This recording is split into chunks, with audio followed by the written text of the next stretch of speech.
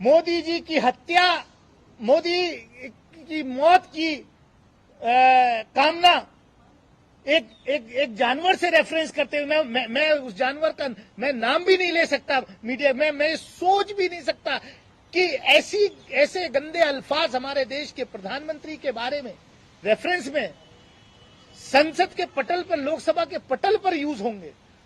उस पर मैंने ऑब्जेक्ट किया और मैं जिम्मेदारी से कहता हूं कि हाँ, मैंने ऑब्जेक्ट किया। मैंने चेयर से बार बार कहा कि इसको जो है रिकॉर्ड से निकालिए। उस पर भड़क गए। वो भड़कना है कि देश के प्रधानमंत्री के मौत की कामना का एक जानवर से रिलेटेड करते हुए वो उस फ्रेज को बोल रहे हैं। क्या ये तो बीजेपी के सांसद और मंत्रियों को खड़ा होना चाहिए था कि आप क्या बोल रहे हैं।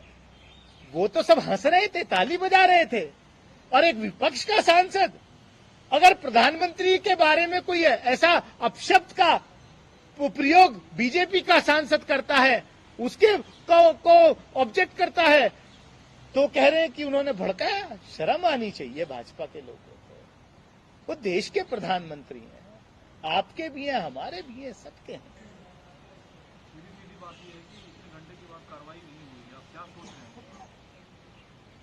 मुझे उम्मीद है, मुझे अनऑफिशियली बताया गया कि उस पूरी कार्रवाई का लोकसभा सेक्रेटेरिएट हर एंगल से, हर फुटेज, हर माइक्रोफोन, क्योंकि जो टीवी पर लाइव होता है वो अलग है, लेकिन अंदर कुछ कैमरे ऐसे होते हैं, वैसे होते हैं जो हर चीज को रिकॉर्ड करते हैं। तो अगर निशिकांत दुबे का ये आरोप जो मुझे पर लगा रहे हैं वो सत्य होगा तो जांच में आ जाएगा। मैं तो कह रहा हूं, आप खाली मीडिया की हेडलाइन बनाने के लिए, और मैं निशिकांत दुबे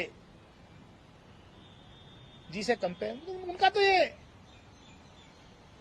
आचरण है इस तरीके की का, क्योंकि पूरी देश ने देखा। आप महिला रिजर्वेशन में ओबीसी को तो इंक्लूड नहीं कर पाए, लेकिन ओबीसी के ही एक हमारे साथी से, पिछड़े वर्ग के एक साथी से अपने पैर धुलवा करके निशिकांत दुबे ने पानी पिलाया था। ये पूरे देश ने देखा है।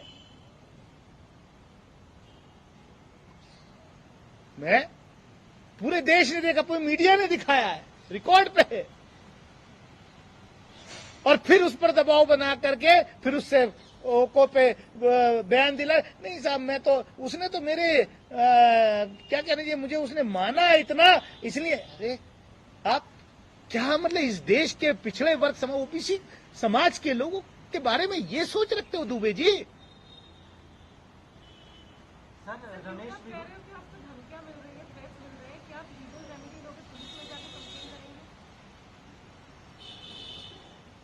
पूरा देश देख रहा है। मैं इस पर विचार करूंगा और मैं तो समझता हूं कि ये देश के प्रधानमंत्री, गृह मंत्री की जिम्मेदारी है कि ऐसा, मतलब ये तो ऑर्गेनाइज्ड वे में कराया जाना ना, मतलब निराधार बात को इस तरीके का नैरेटिव सेट किया जा रहा है, तो जाहिर सी बात है कि आपकी मंशा क्या है। आपके लोग, आपसे जुड़े हुए लोग, आपसे जुड़े हुए संगठन के लोग बाहर तो लिंचिंग करते ही हैं। आपने लोकसभा में वर्बल लिंचिंग की है, बस फर्क इतना है। उससे आप सेटिस्फाई नहीं हो रहे हैं तो अब आप लिंचिंग कराने के लिए इस तरीके का नैरेटिव बना रहे हैं। यही है।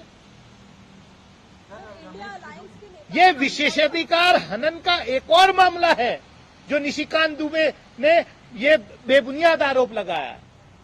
मैं तो कहूंगा आदरणीय स्पीकर महोदय से कि इसको सोमोटो विशेषाधिकार हनन में लिया जाए अगर ये झूठ है, जो कि रिकॉर्ड पे है।